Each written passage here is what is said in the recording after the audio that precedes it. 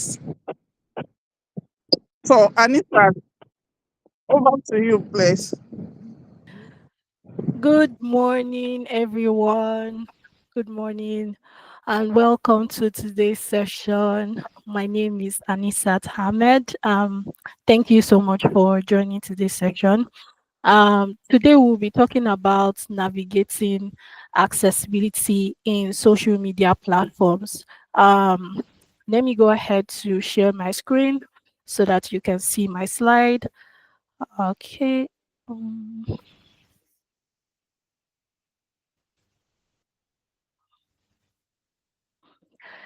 can you all see my screen? Yes, yes. Okay. All right. Let me make it a slideshow so I can see it. Okay, so like I said, the topic we'll be discussing today is navigating social accessibility in social media platforms. That is making social media inclusive for everyone. And the objective would be about what that is the definition of what accessibility in social media is, why should we do it, that is the importance, and how, like the best practices we can incorporate when we are trying to like put out content on our social media. I kind of find this topic quite interesting because, over the years, social media has grown, and each and every one of us have at least one social media platform that we are actively on. It could be for whatever reason that we are on the platform. It could be that we're trying to, connect with friends, build communities, network with people. It could even be that we want to make money from it, right? Like the way we have content creators and also influencers. And um and there are so many people that actively on social media, and there's many content that are being put out there that are not accessible. So okay, I'm saying accessibility. What does all of this means, right? Let me start with a very simple analogy. Say for instance, I'm hosting a big party at my house, and I've invited people. Like the concept behind the party is for me to be able to connect with people, right? Maybe people within my community. And I've already locked my front door, forgetting that my house is like the venue of the events, like not putting into consideration that I already made my house the venue of the events. And then only my friends who had the spare key could get into the venue. So what about the other persons that I've invited, right? There's no way for them to be able to come into my house, for me to be able to like have that good time I want to spend with these people to get to know them. So that's like an example of how inaccessible content, what the barriers inaccessible content can cause, especially for persons with disabilities. There are about 5.22 billion people in the world today that are actively using social media, like globally. 5.22 billion, that's a huge number. And then out of these 5.22 billion people, there are about 1.3 billion people that have one form of disability or the other. It could be cognitive disability. Cognitive disability has to do with like the brain, things like learning disability or reading disability, for example, like ADHD, for example. ADHD is the short form for attention deficit hyperactivity disorder. So there are so many types of disability. So many times, so many people restrict disability to maybe visual impairments or deaf or hard of hearing or mobility disability. But there are so many types of disabilities, and so many a times this content that we put out there are not accessible to these people. So why accessibility on social media matters? Like, why do we need to like ensure that the content we put out there on social media are accessible? If you see, for example, here, you can see a captioning on my on the screen during this presentation. I'm trying to make this presentation as accessible to so many people as possible. For example, persons who are deaf or hard of hearing. Um, they can be able to like view these captions and be able to understand it. This is an example of a way to make, content that we're putting out there to be accessible, right? And also, when I'm trying to record this, I also included transcripts. I also included captions, so that Google Meet should be able to caption these videos, so that whenever our founder, Mindful Moms, whenever she posts it on YouTube, it can be accessible to persons who are deaf or hard of hearing. So that's an example of why social media accessibility is important. So one of the very most important is expanded reach. Expanded reach. That analogy that I gave of my only my friends being able to access the party, right? That is an example of inaccessibility. But when other people have access into the door, right? That is an example of an expanded reach. We're expanding the audience reach, we're expanding the reach of persons that can easily access our content that is being put out on social media. Another good thing about accessible content on social media is improved reputation and trust. When so many users access our content, they tend to have this like sense of belonging, right? Oh, this person have put into consideration that there are users who are visually impaired, that cannot see content that are being put out there. But when you put an alternative text on image, for example, that's a way of creating like a sense of belonging, which in turn build reputation and trust, maybe on your profile or your brand or your business accounts on social media. Likewise, it also improves enhanced user engagement and retention. In addition to that, we are also kind of complying with accessibility laws and standards, because there are laws and standards that are guiding things like accessibility. For example, in the Europe, there's European Accessibility Act. These are a set of guidelines that are also guiding accessible content, not just social media, also websites, e-commerce, things like that. Because there are some persons that have faced lawsuits as regarding them not making their content accessible, especially e-commerce lawsuits, for example. So that's why it's really important to also put into consideration accessibility to avoid legal challenges. So the next on the line is social media accessibility best practices. But before we go into that, I want to make mention of the common accessibility barriers that people face when accessing social media content. The first and the most common of it is lack of alt text. Alt being the short form of alternative for images, right? Whenever we put images on social media, um most of the time images are the backbone of most of the social media platforms like Instagram, LinkedIn, Facebook. We can post up flyers, posters, things like that on social media. But most of the time, these pictures or images that we push out there do not have alternative text. Why do we need alternative text for images? There are persons who have visual impairments that cannot perceive that image that we put out there. Perceive in the sense that they cannot see it, right? So, what is the other alternative you have for those kind of persons? This is where alternative text come into play. So, alternative text is like a description, a clear, short description of the image you have on your social media platform. And some of these social media platforms have a way of us adding it into it. I will show us that at the end of towards the end of this session. So that's one of the challenges or common accessibility barriers that persons face, which is the lack of alternative text for images.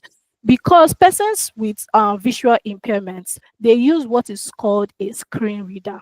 Screen reader, it's on our phones. For iPhone, the screen reader on iPhone is voiceover. The screen reader on Android is I think talkback. Yes, screen reader. If you have not heard of screen reader before, screen reader is like a text to speech technology that reads back whatever content is on their screen, it reads it back to them in form of a speech, right? So those are the ways persons who are visually impaired access content on social media. So whenever an image does not have an alternative text, the screen reader will not be able to read anything back to the user, so that way they are missing out on that particular content you are putting out to the world. So the next accessibility barrier is no caption for audio or video content. When you don't have captions for audio or video content, persons who are deaf or hard of hearing will not be able to perceive such an information. We do not want them to, be doing guessing, right? By trying to read our lips when, you know, listening or when trying to like perceive such an information, right? We have to like actually provide captions for whatever video or audio content we put out there. Audio content in form of maybe a podcast, video content in form of, your video content creation, like things you put on TikTok or Instagram Reels or YouTube, for example. So it's really important to also consider that aspect.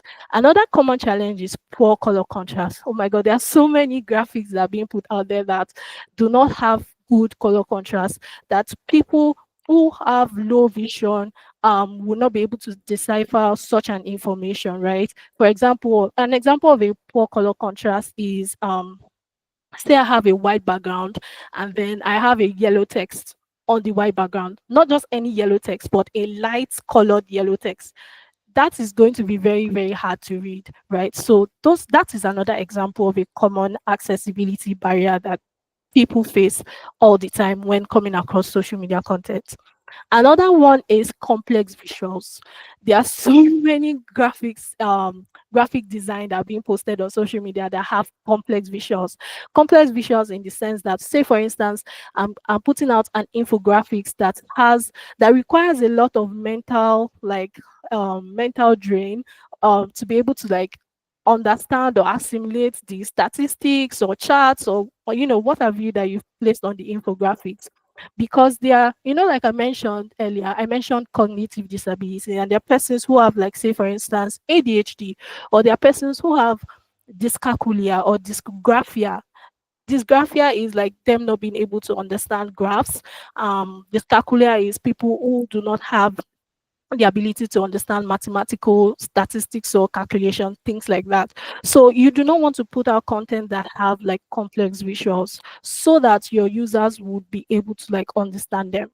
Then another common accessibility barrier is excessive use of images. So many people abuse emojis, right? So many people, when trying to like post a content, like, okay, say for instance, they're posting something on their Facebook or Twitter, for example, they're trying to more engaging, then they start to like include so many emojis in just one sentence. That is going to be really confusing for people. So it's going to create like a confusion for them when trying to understand that particular content. Then the last for the common accessibility barrier that I'm going to be sharing with you all today is complex language. So many people, in a bit to like sound should I say smart, or try to like sound like you understand grammar, they kind of use complex language. In actual sense, people do not really need that. People need clear, easy to understand languages when you're putting out content, something that is understandable, something that they can really understand, right? Trying to access dictionary every single time. You're trying to understand the content you're putting out there. So how can we now make some of this content accessible? I mentioned lack of alt text. Always add alt text to your images. For example, say Sade is graduating today from the University of Illinois, for example. She's going to be posting a graduation picture on, say, LinkedIn, that I just graduated today from the University of Illinois, right? Many people do this. They just go ahead to post the pictures on LinkedIn like that without including alt text. But LinkedIn has a feature, not just LinkedIn, I think Twitter also has a feature like that, where you can just like click on alt text and put a description of that image you are posting. Somebody who has a person without visual impairment can easily understand that, oh, this is Sade's graduation picture. She does not have a she has a cap on, she's holding a flower, or she's wearing a graduation gown. But somebody with visual impairment will not be able to see that, right? So this is where alt text comes into play. So it's Sade's duty to put in a description of that image. Oh, this is Sade wearing a graduation gown, a black graduation gown, holding a flower. This way, when the screen reader is accessing that particular image, they're able to understand that, oh, okay, this is a picture of Sade wearing a graduation gown, holding a flower. That is an example. So we should, that is one best practice. When posting pictures, any image on social media, we should always ensure to use um alt text, alternative text for all our images. Then the next one is to use caption for videos and audio content. Like I said earlier, if you can see the box below the screen is showing things I'm saying, right? It's displaying things I'm saying on the screen. That is what is called a caption.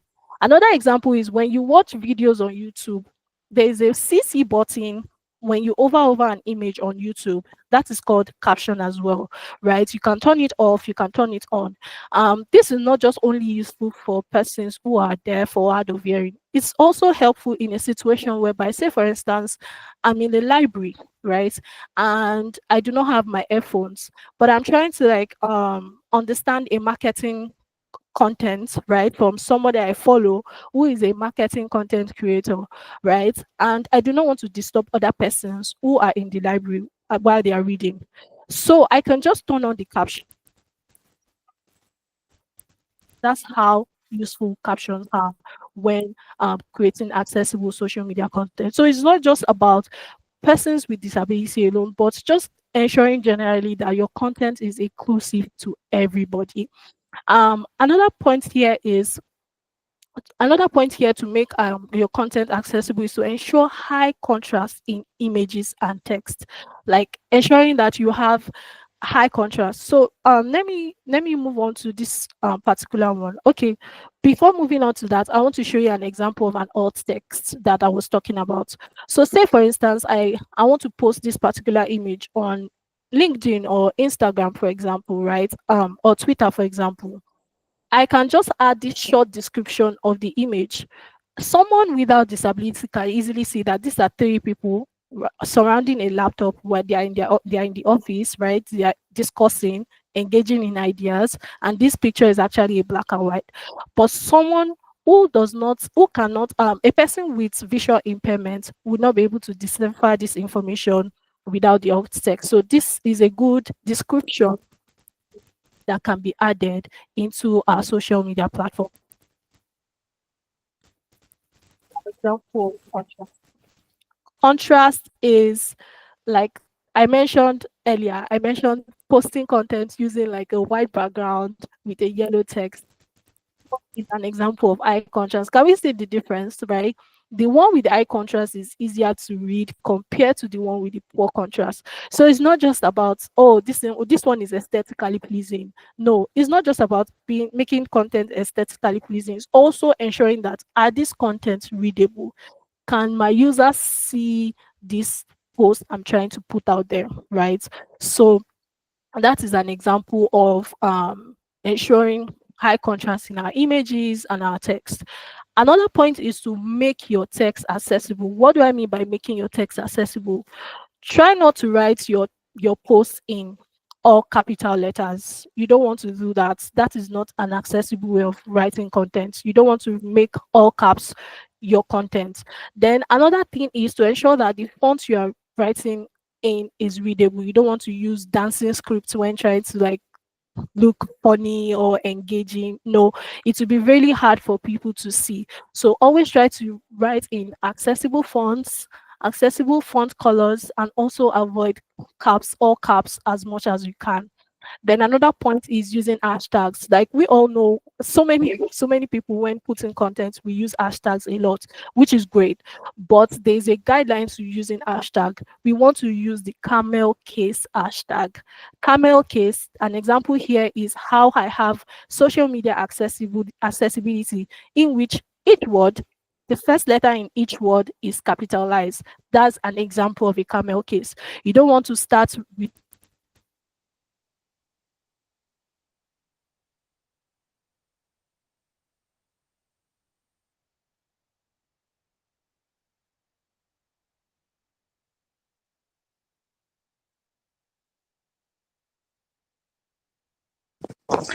Anisat, you're off. We can't hear you. It seems you've been disconnected. Check your audio.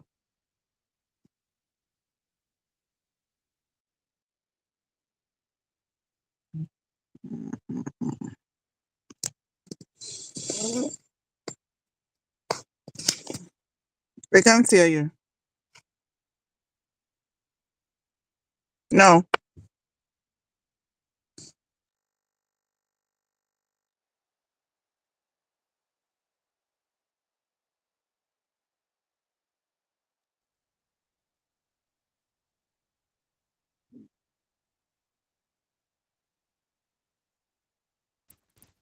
Hear me now? Yes. Okay. So at what point did I go off? Uh, so sorry about that. I don't know what happened. Your last slide. Then your slide is off. Try to share the screen again. Okay. Okay. Yeah. So where did I go off? Yes. Where did I stop? Using the hashtag. Okay. Okay. I don't know what happened. Okay. So let me continue then. So I hope we all understand the hashtag part. Then the next part is to use descriptive links and hypertext. So an example of descriptive link is instead of just saying click here or please read more or learn more, it's very important to use hypertext. Hypertext is like a string of words that explains your link. So an example of an hypertext here is this is an example of a descriptive hypertext. Maybe I'm posting something about marketing, for example, and I want to let my users know at the end that to learn more about this event, please visit our website. That is a good example of a descriptive hypertext. So instead of just writing to learn more about this event, click here. That is very bad. It is much more better to use something descriptive, like please visit our website, right? So that is a very good accessibility practice when you're putting content on social media. Then the last one on my list here is avoid excessive emojis. You know, I mentioned earlier that common accessibility barrier is excessive use of emojis. So many people abuse that a lot. So we should try as much as possible to avoid excessive emojis because the screen readers are just going to read it exactly as it is. And that can be really confusing for users that are using screen readers. Also, not just emojis alone, gifs as well, because so many at times most of these gifs are inaccessible. Likewise, animations, we should not abuse the use of animations. And when putting out animations, we should also ensure that animations that are being put out there, they do not have flashes, because these flashes are triggers to some persons who have disabilities that involve seizures, right? So these are triggers, and we want to avoid that. We want to avoid that as much as possible. So accessibility features on platforms, you know, I've been mentioning LinkedIn having alt text feature, and also I think it has auto captioning for videos as well. I know for sure Twitter has alt text for images because I also use it. Likewise, video caption supports where you can upload your caption file to a video that you post on Twitter, right? I think there are tools like CapCut where you can, you know, generate free captions, also called subtitles, right? Where you can generate free captions for your videos, and you can also edit it to suit what you're saying. So most of these platforms have like those accessibility features. You don't have to like be techie or anything to be able to do these things. It's just you putting these text descriptions, you putting these captions, just to ensure that your content is as accessible as possible. So I already went over this. Okay, this is an example of excessive use of social media. We want to avoid this as much as possible because the screen reader is going to read it as tree, sun, flower, like things like this. It would be really confusing to screen readers. And on the final notes, accessibility is not a feature. It's not like, oh, this is a feature I'm trying to add for persons with disability. No, it is a fundamental right. We want everybody to be able to access content as much as we can, and we want to ensure that social media is inclusive for everyone regardless. So please, let's try to like incorporate some of these practices we've learned today. Like any picture we're going to be putting on social media, we should always try to like include alternative text. If you're putting a video content, we should try to caption them, right? So these are some of the easy best practices to follow. Please let me know if you have any questions. I'll be more than happy to answer them. Thank you so much for listening. I hope you learned it too from this section.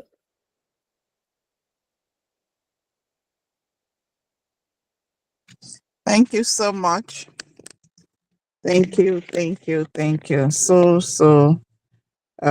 informative. Thank you so much. Please, if you have any question, kindly signify. While we wait for those that have question, I have some questions. For this alt text, I noticed is it Facebook? They don't really have this option for hot text like LinkedIn. Okay. Yes. So how do we Yes. um, There are some persons who at the bottom of their posts they write the short description there. At the bottom okay. of their post, they write the short description there. So that way, screen reader can still read that. When you say an alternative text description of the image above is, right, screen Mm, reader can still read this to them. okay. Okay. Then for websites, are there special applications for this web accessibility? Because I know from is it next year? Oh yes. I wanted to show something about color contrast. I mentioned using high color contrast, for example. There are Yeah. tools, there are free tools online that are called color contrast checker, where you can easily, check okay, maybe I should just share my screen to show a quick one of how to use Okay. color contrast checker. Yeah.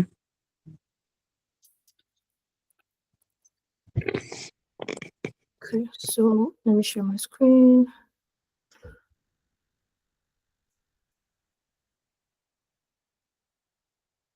So can we all see my screen now? Yes.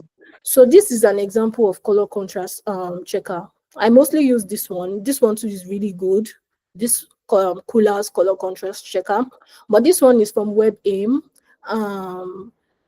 So say for instance, I have a white text. Foreground is called your text color, and the background is the background of the image that we are putting out there, right? So foreground is white.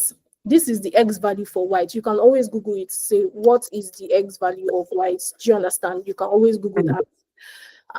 For say for instance, now my background is black. The X value for black is 000. So I want to check this on color contrast checker. Can we see that it shows pass? yeah. So this is to tell you that the contrast of the color you're putting out there is good. It has a high color contrast ratio. But say for instance, now I want I'm googling the X value for light yellow. X value for light yellow.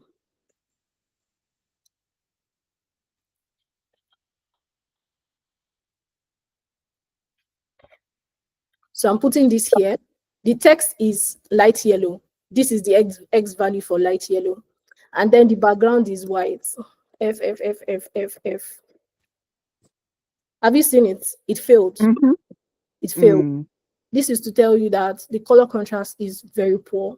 Persons who have low vision or are visually impaired will not be able to see the contents.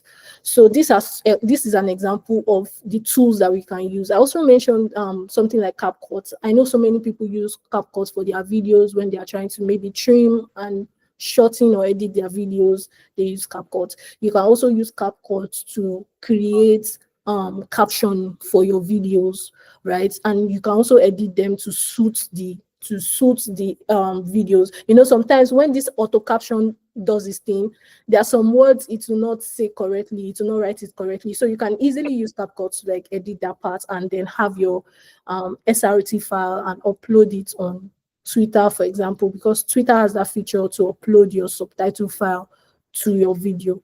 So that is an example of you know, how to add alt text to our, I'm sorry, how to use color contrast to our contents. So yeah, any other question? Mm,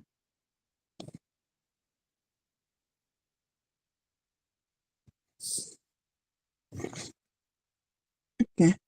I think we don't have any other question. Thank you so much for this presentation. We really appreciate. Thank you so much for having Yeah, God bless you. I hope we will have more of this. me.